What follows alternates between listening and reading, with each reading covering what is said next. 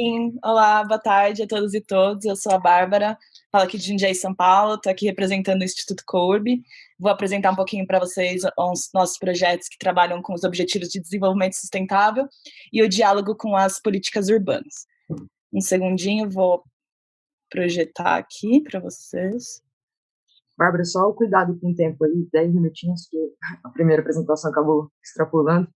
Eu sei que há muito o que falar, mas vamos segurar. Tranquilo. Bom, vou colocar no... Vocês estão vendo minha tela? Sim. Espera aqui, tá devagar aqui. Pronto, agora acho que foi, né, no modo apresentação. Tá carregando, aí. Bom, então o Instituto Courb, ele surge, né, há 7 anos, com essa ideia de trabalhar por cidades mais sustentáveis e inclusivas. A gente sempre trabalhou em rede, de maneira remota, até antes da pandemia. Então, nosso trabalho, ele fica em uma outra esfera, né, um pouquinho mais macro, mas também a gente faz algumas ações locais.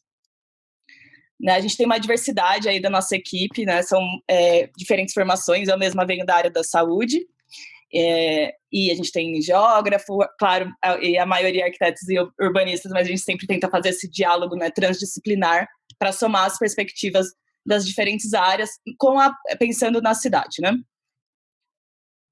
Bom, o nosso desafio principal é conectar, então, os agentes transformadores da formulação de políticas urbanas para cidades mais inclusivas, saudáveis e sustentáveis. As causas que a gente procura, né, remediar, vamos dizer assim, são os interessados dispersos, as barreiras socioeconômicas e os instrumentos não efetivos para essa participação social acontecer de maneira adequada e plural.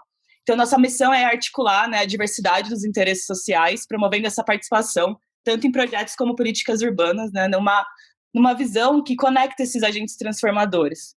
A gente acredita muito nas premissas da democracia radical, onde o dissenso deve ser valorizado, né, e não sempre tentar o consenso. Né, que a gente tem que, vamos dizer assim, ai meu Deus, pulou tudo aqui, desculpa gente, não sei como sou, vou voltar. Já tô dando spoiler da minha própria apresentação aqui. Olha, putz, bom, deu uma enlouquecida, mas vamos lá. Então, a gente trabalha, né, em 3 frentes: políticas urbanas, pesquisa e formação e o engajamento em ações urbanas, sempre conectando essa esfera micro e macro. Então, algumas das nossas boas práticas, né, que a gente vem fomentando desde os encontros de urbanismo colaborativo, é trabalhar na intersetorialidade, ou seja, com pessoas da comunidade, com a gestão pública e com a academia e também instituições privadas, né, com parcerias. Então, muitas vezes, se a gente vai desenvolver algum projeto em alguma cidade específica, a gente sempre tenta formar uma parceria com alguma organização local ou contratar articuladores locais daquela cidade, né, para promover a troca de saberes. Então, o que eu vou trazer aqui para vocês, hoje a gente decidiu trazer esse projeto do Manual 2030, né, por ser um projeto que buscou conhecer, ouvir e reconhecer essas vozes plurais, a partir de um agrupado de métodos para fazer um diagnóstico dos municípios catarinenses com relação ao plano diretor participativo. Né, então, a gente fez uma coleta participativa, o diagnóstico da legislação, para imprimir propostas a partir de problemas identificados com relação aos planos diretores participativos, né, ouvindo, então, essa multiplicidade de atores envolvidos. Esse trabalho foi reconhecido com o Prêmio ODS Santa Catarina 2020, né, como um projeto que estimula cidades sustentáveis.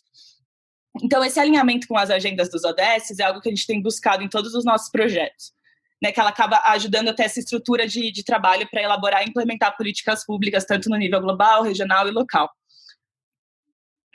E também a gente tem buscado trabalhar sempre na convergência das políticas urbanas com a promoção da saúde. Né? O que é a promoção da saúde? É você providenciar condições para que as pessoas tomem conta da sua própria saúde.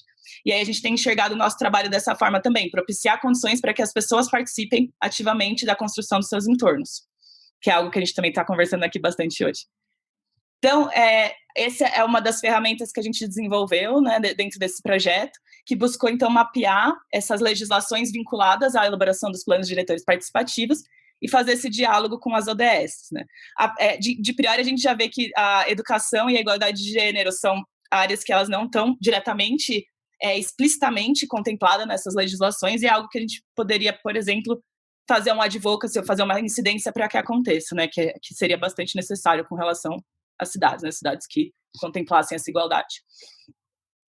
Então, dentro das nossas boas práticas também, com relação ao trabalho com as ODS, a gente tenta sempre trazer a especificidade, ou seja, escolher metas, indicadores específicos dentro dos ODS, porque às vezes fica aquela coisa muito difusa, né?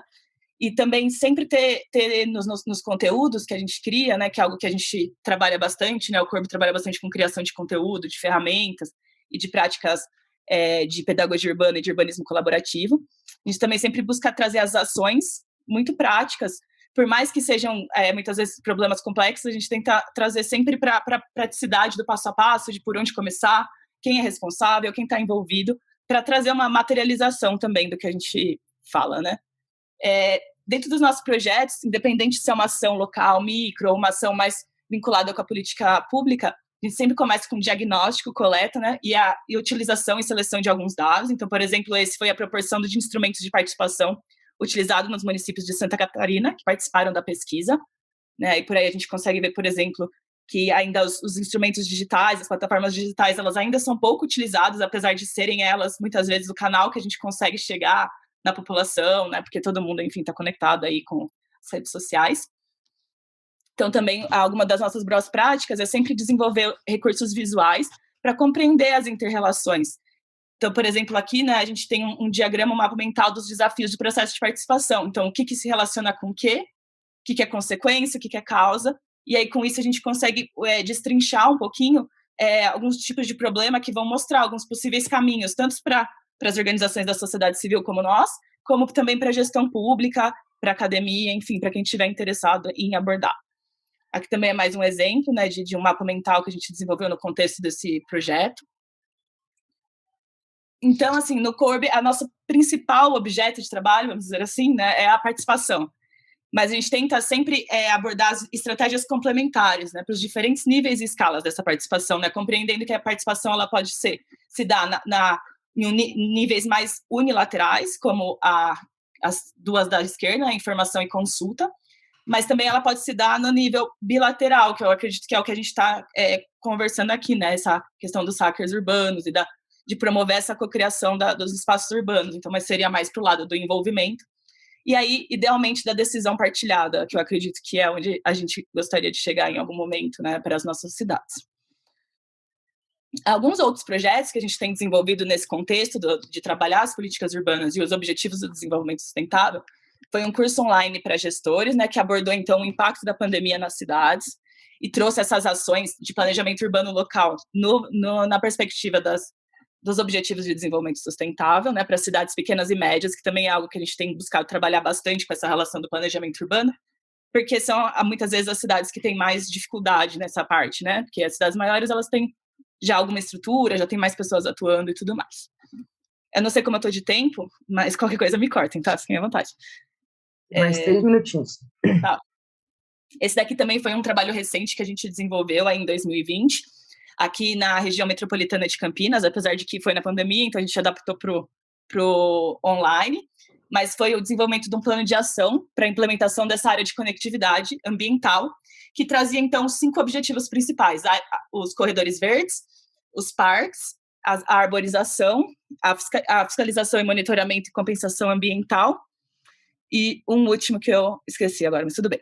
É um material que está disponível online, onde a gente fez a facilitação desse processo colaborativo entre as cidades e entre os atores para desenvolver esse plano também com ações práticas vinculadas aos ODS e aos indicadores, para implementar, de fato, essa área de conectividade que visa, enfim, ser um corredor verde entre as cidades aqui, que é muito fragmentado. Para quem conhece, sabe que tem muita rodovia, enfim, mas também tem muita área urbana não consolidada ainda que dá para trabalhar.